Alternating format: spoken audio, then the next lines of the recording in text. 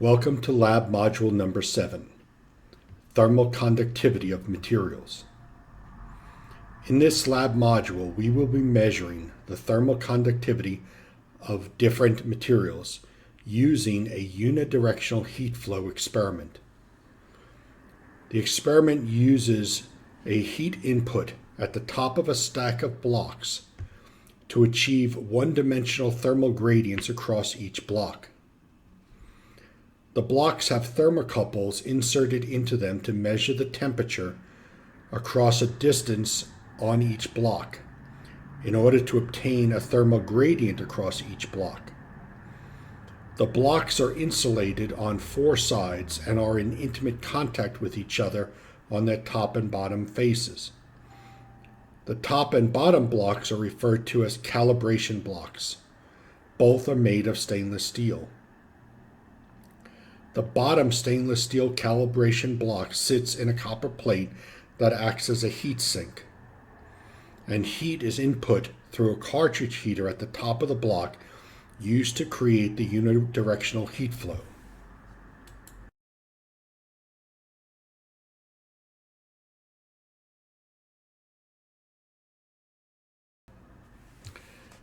The concept behind using the stack of blocks is that the top and bottom calibration blocks are known materials with known thermal conductivity values, and the sample block is placed in the middle between the 2 calibration blocks. Since the heat flow is designed to be unidirectional from top to bottom, if the thermal gradient across the top calibration block and the thermal gradient across the bottom calibration block yield the same thermal conductivity value, then it can be assumed that the block in the stack, in the middle of the stack, has achieved a constant thermal gradient across it. The sample block has a constant thermal gradient. In other words, a constant thermal gradient exists across the sample in the middle, the sample that we're trying to determine the thermal conductivity value for. The thermal conductivity can be determined if the thermal conductivity with a constant thermal gradient is properly achieved in the top and bottom calibration blocks. Since the top and bottom calibration blocks are designed to be as similar as possible, the proper thermal gradient condition for the stack can be achieved when the delta in temperature across the top block and the bottom block is the same after the entire stack has been heated under the unidirectional heat flow conditions. Then, by measuring the thermal gradient across the sample in the middle, we can calculate the thermal conductivity value of that material.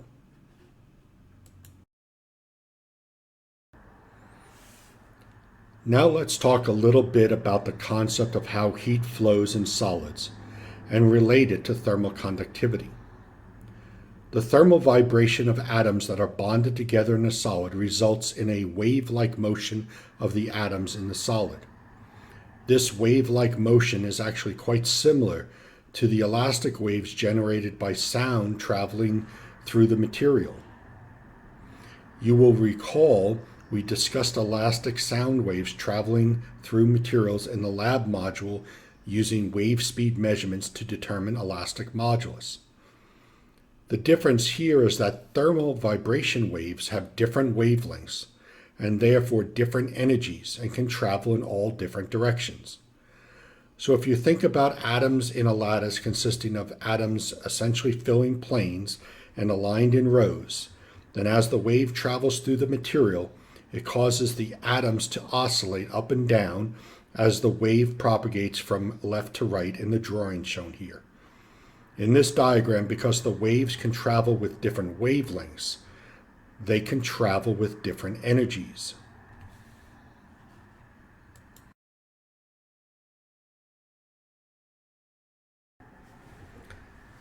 The propagation of elastic waves is one means by which solids transfer heat. The elastic waves generated by thermal vibrations are known as phonons.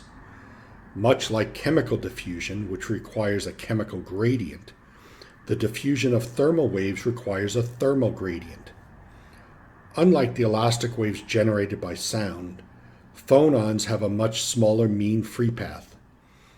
That is, they cannot travel very far in the solid without scattering due to interactions with other phonons, as well as interactions with microstructural features, particularly those on the submicron scale, on the scale of the wavelengths of the phonons themselves.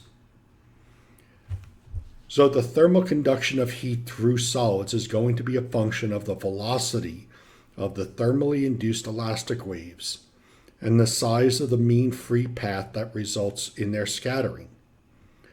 Thermal conductivity is represented by the symbol lambda and has units of watts per meter degree Kelvin and is equal to 1/3 of the specific heat capacity of the material times the density of the solid times the mean free path of the elastic waves times the velocity of the elastic waves.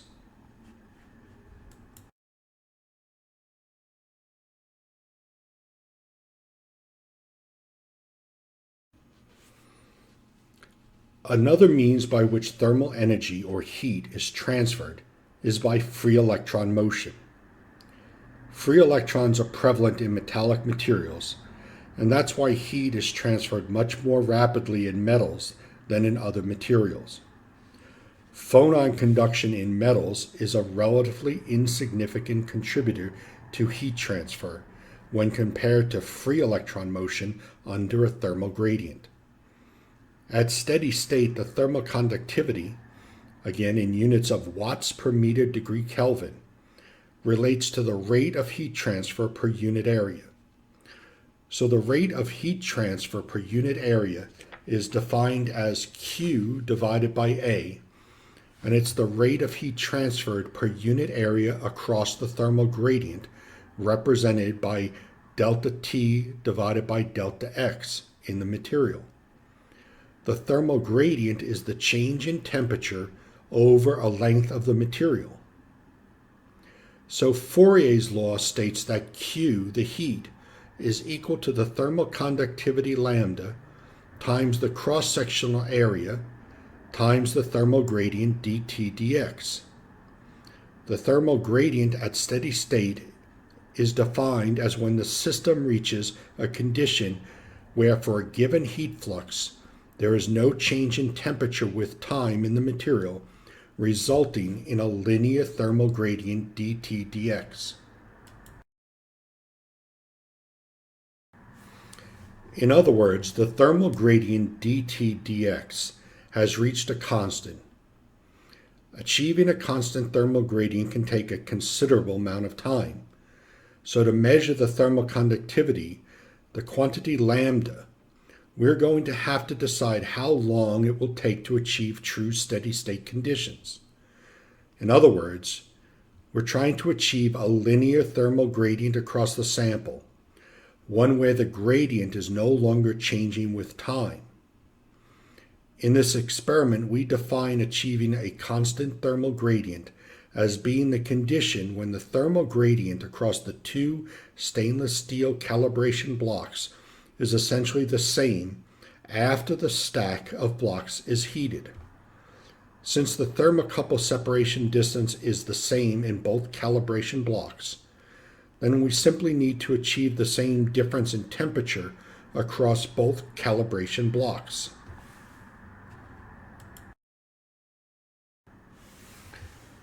Just a note here on some nomenclature.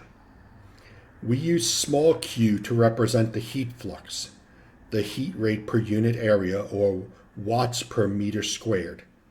And we use capital Q to represent the heat rate in watts. So in this experiment, we want to have the heat only able to flow in one direction so that we can establish a simple linear thermal gradient across the sample. This allows us then to calculate the thermal conductivity value. Now, rather than measuring the heat input, what we do is we achieve a condition where we establish a linear thermal gradient on either side of the sample under the conditions of the unidirectional heat flow, And then by inference, we can assume that the sample in between the two calibration blocks has also achieved a condition of linear thermal gradient. Once we have achieved a condition of a constant linear thermal gradient, we know what the delta T is across the distance x in the sample. Then we can calculate the thermal conductivity value.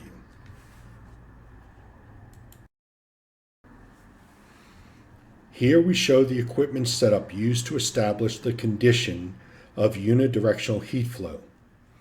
Again, we want to establish a heat flow through the stack of 3 blocks where we use 2 stainless steel calibration blocks on the top and bottom of the specimen to be measured. In each block, the 2 calibration blocks and the sample block to be measured, we provide 2 access ports, holes drilled into the side of the blocks in which we can insert a thermocouple to about the middle of the depth of the block in order to measure the temperature flow from top to bottom across each block and then across all the blocks.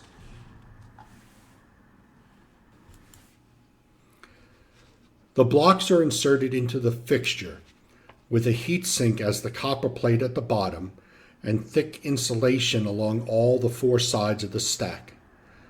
This insulation reduces the heat loss out of the side of the blocks and forces heat flow to be just from the top to the bottom. We then put a heater on top of the top stainless steel calibration block, driving the heat downward towards the copper block at the bottom used as the heat sink. 6 thermocouples are used in this experiment, 2 in each block, labeled in sequence from TC1 to TC6 going from top to bottom. Each pair of thermocouples is used to measure the thermal gradient across a given block, and when we've achieved a constant thermal gradient across each block, then we can measure or calculate the thermal conductivity of the sample block.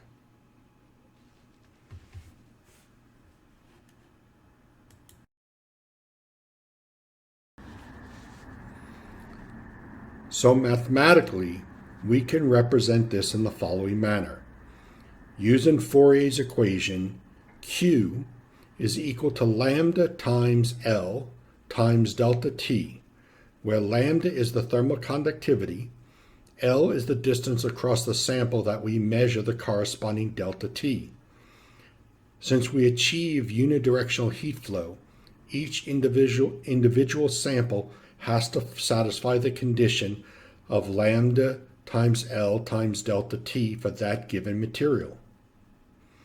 Since we're using 2 blocks of stainless steel at the top and bottom of the stack, we can equate that the Fourier equation for each block has to be equal to every other block because they're essentially a uniform heat flowing through them. The blocks all have the same cross-sectional area. So when we have established the condition of a constant thermal gradient in each block, then we can essentially assume that the sample in the middle would have a lambda value that, when combining the product of lambda, the length over which the delta T is measured, and multiplied by the delta T, that whole product would be equal to the value of that whole product for each of the stainless steel blocks. Since we know the value of lambda for the stainless steel calibration blocks, and since we know the values of L and delta T from the measurements of the sample, when we achieve the condition where the thermal gradient is no longer changing, then the product of the stainless steel calibration block on the top and the bottom should be the same. And therefore, since we know L and delta T for the sample in the middle, we can calculate the value of lambda for that sample. In this experiment, we will be measuring the lambda for 4 samples: copper, another stainless steel sample, a piece of Maycore, which is a ceramic material, and a polymer sample of Teflon.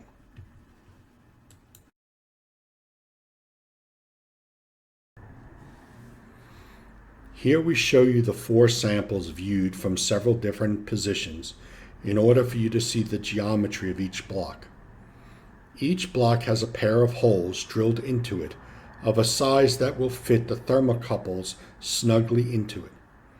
And since the surface of the thermocouples are going to be in contact with the blocks at the center depth of the block, we're going to measure the distance across each block in order to have the value L for the calculation of the thermal conductivity. It has to be the shortest distance between the measuring points, so we're going to measure the inner edges of the drilled holes. By design, the holes are supposed to be approximately 11 millimeters apart at the inner contact areas of the holes that we're measuring. In addition to measuring the distance between the thermocouple holes for the samples, we also need to know the distance between the thermocouple holes for the stainless steel calibration blocks used at the top and bottom of the stack.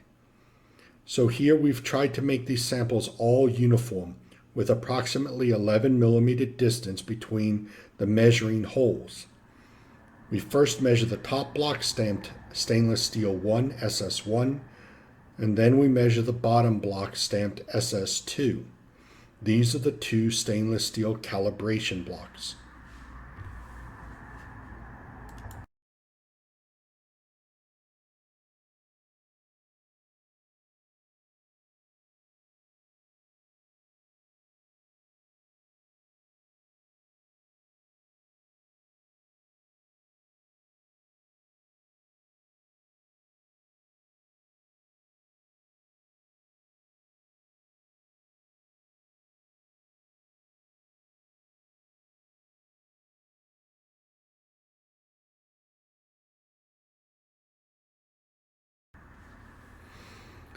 Now we will show you the assembly of the unidirectional heat flow setup.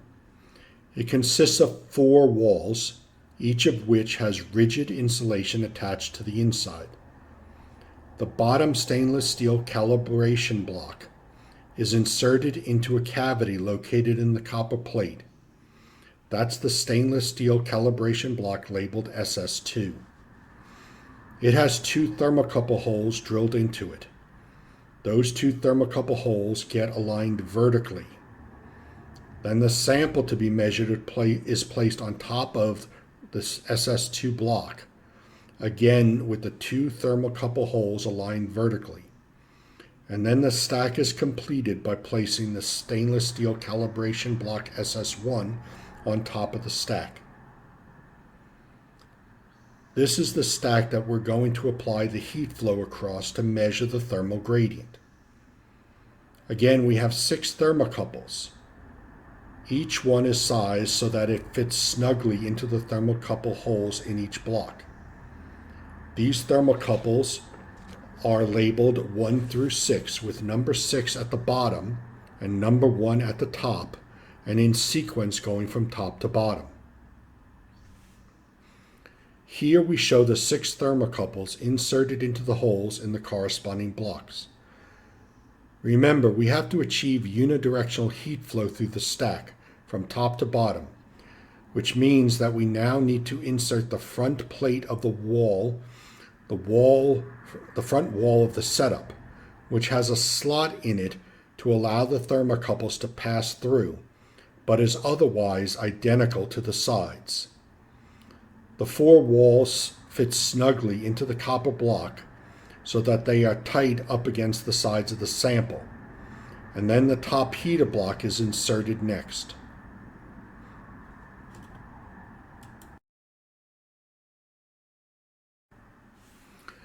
The heater block is a block of aluminum with a cartridge heater placed down the center of a hole in the block.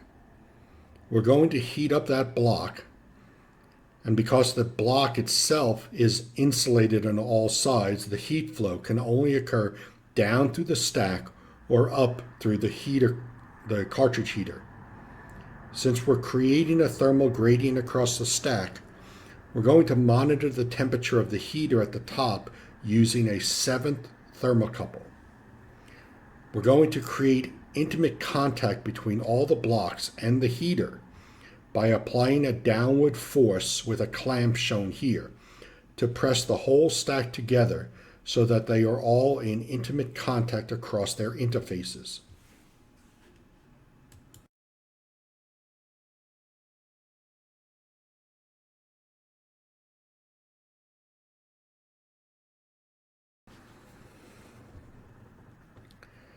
Now to set up the recording of the measurements of the thermocouples. We have a software tool that allows us to input many different thermal inputs in the form of thermocouples into a data collection tool.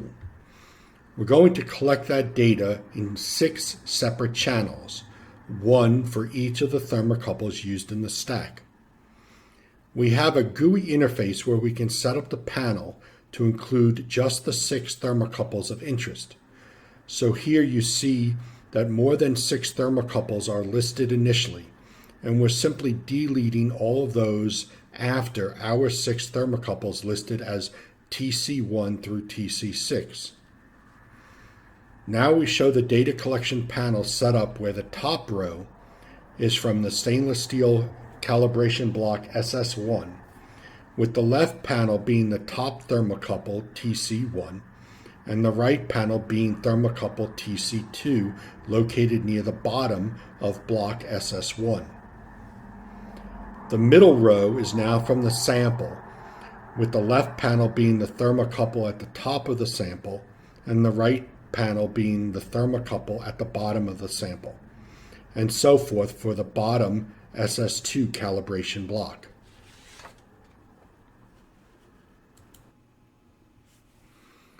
Now we program the heater to operate at 200 degrees C for this first experiment. We're going to start the heater and start the data tracker. And you will notice that after a few seconds, the cartridge heater begins to heat and the displays for the temperature shown start to collect the data from the 6 thermocouples. To begin, we'll measure the data for the copper sample. We're going to do several checks of what the temperature gradient looks like across each block, top block, middle sample block, and bottom block, to show how the thermal gradient evolves over time. As the heater block slowly heats up towards 200 degrees C, the gradient will become smaller and change less. So now when we look at the delta T across the top stainless steel calibration block, it has a delta T of about 20 degrees centigrade. The middle copper block has a delta T of only about 1 degree, and the bottom calibration block has a delta T of about 7 degrees. Recall that we're trying to achieve the same delta T for the top and bottom calibration blocks. After 10 minutes at 200 degrees C, the top block has reduced to about a 17 degree delta T. The middle sample is at only about a half a degree delta T across the length of the sample, and the bottom block is around 10 degrees delta T. We haven't yet achieved a constant thermal gradient because the thermal gradient across the top block and the thermal gradient across the bottom block are not the same. This experiment now tests your patience. How long are you willing to wait in order to achieve a constant thermal gradient across each of the blocks involved in the setup? Before proceeding further, I want you to take note that in the first experiment with the copper block, the delta T across the block was approximately half a degree C over the length of around 11 millimeters. In other words, when the temperature reaches the first thermocouple, nearly the same temperature is achieved at the second thermocouple. In other words, the heat is flowing very rapidly from one measurement point to the next. Since the copper block has a distance of around 11 millimeters between the thermocouple holes, and since all the samples are of similar or nearly identical geometries, looking at the delta T across the sample in each case should give you a very good quick idea of how the thermal conductivity differs across the 4 samples.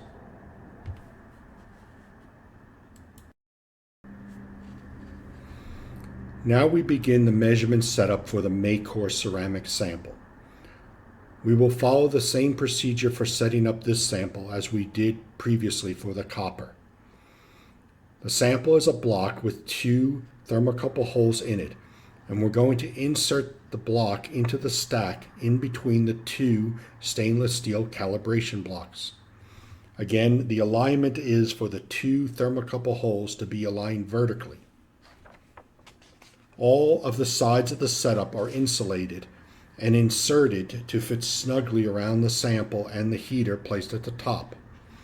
The top is covered and then the stack is put into compression by the clamp that resides above the stack so as to put all the samples, blocks, and the heater in intimate contact to allow heat to flow directly from the top down to the bottom into the copper plate. Once the stack is secure, we can turn on the cartridge heater. And this time we're going to set the heater block to go to 250 degrees C. And now we start the data collection, and again the 6 panels represent the 6 thermocouples, with the top row being the top stainless steel SS1 calibration block. The middle row is the thermocouples for the sample, and the bottom row is the thermocouples for the bottom stainless steel calibration block SS2. So we note here as we begin to heat, we achieve about a 10-degree delta T on the top calibration block, and a nearly 60-degree delta T for the sample, and about 8-degree delta T in the bottom. So we're quickly achieving a constant thermal gradient through the stack. So now we're about 7 degrees at the bottom block, 10-degree delta at the top block, and a 65-degree or so delta in the middle sample. That's a very large delta T. Recall that for the copper sample, the delta T was only about a half a degree C, and for the Maycore sample, it's 65 degrees C. Again, we'd like to get the top delta T and the bottom delta T to be identical in order to completely validate that we've achieved a constant thermal gradient across the stack.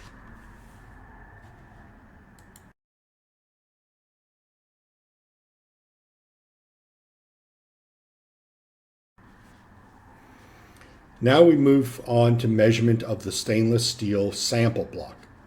This is a new sample, another stainless steel, slightly different than the ones used in the calibration blocks top and bottom. Again, we use the same setup and we establish a thermal gradient from the top to the bottom. As we watch the gradients develop over time, you'll notice that the largest thermal gradient initially exists at the top and the smallest thermal gradient at the bottom. As we're trying to get all the thermal gradients between the 3 blocks to stop changing. So you can see that the top one is a thermal gradient of 17 degrees. The middle is a thermal gradient of about 10 or 11 degrees, and the bottom block has a thermal gradient of about 8 degrees. We're getting closer to where the thermal gradients on each block is the same. So the thermal gradient in the top is now 14, the middle is 11, and the bottom is 9. We're getting closer together, but again, it will take additional time to have all 3 blocks achieve the same thermal gradient.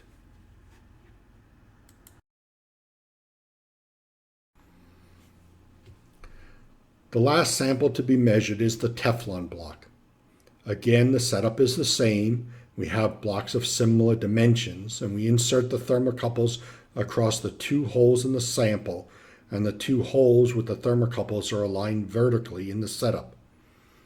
We put the sample into the setup, and we assemble the walls and insert the heater in the top, and once the heater is inserted and everything is in place snugly inside the fixture, we can apply the force to the top of the blocks and put the heater in intimate contact with that top surface and the blocks in intimate contact with each other. Again, we have a thermocouple inserted into the heater block to measure the temperature of the heater block. And now we see that as we clamp the system down and tighten the stack, we can begin heating the sample. Once again, we start the data collection. The important thing to look at is the delta T across each block. In the beginning, of course, when the heat is first applied, there's a very small thermal gradient, but as the heat begins to flow from the top to the bottom, the top sample will see the largest gradient initially, and then the sample, and because it's Teflon, which has a very low thermal conductivity, it exhibits a very large delta T across it. Here you see the delta T is about 72 degrees across the Teflon sample after 10 minutes at 250 degrees on the heater. And you can see that the top block has a thermal gradient of about 7 degrees. The bottom one still only has a thermal gradient of 2 degrees. But the sample itself has a very large thermal gradient across it. This setup will require additional time to get the top block and the bottom block to have the same thermal gradient.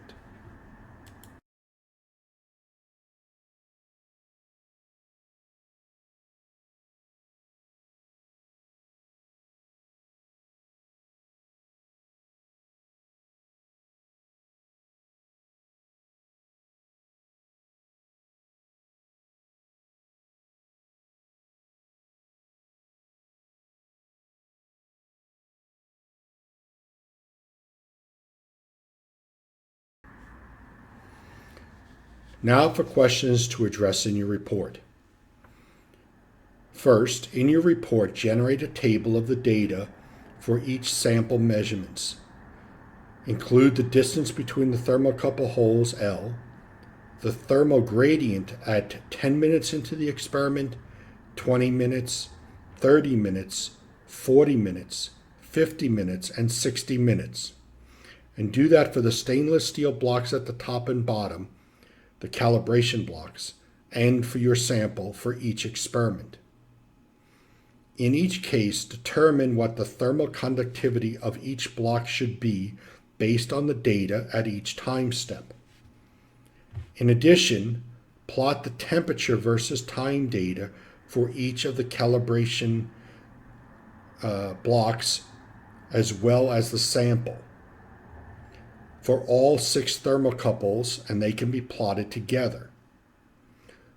Look at the trend in the temperature versus time data for each block and estimate how long it would take to achieve a true constant thermal gradient. In other words, project how long you'd have to wait before the temperature versus time data reached a plateau across each block. When the curves become parallel to each other for each block, determine if that is driven by the sample's thermal conductivity or by the calibration blocks. How long do you have to wait for each sample in the middle before the bottom block is going to achieve the same thermal gradient as the top calibration block? Determine that time in minutes or hours and use that to estimate what time is needed to obtain the most accurate values of thermal conductivity.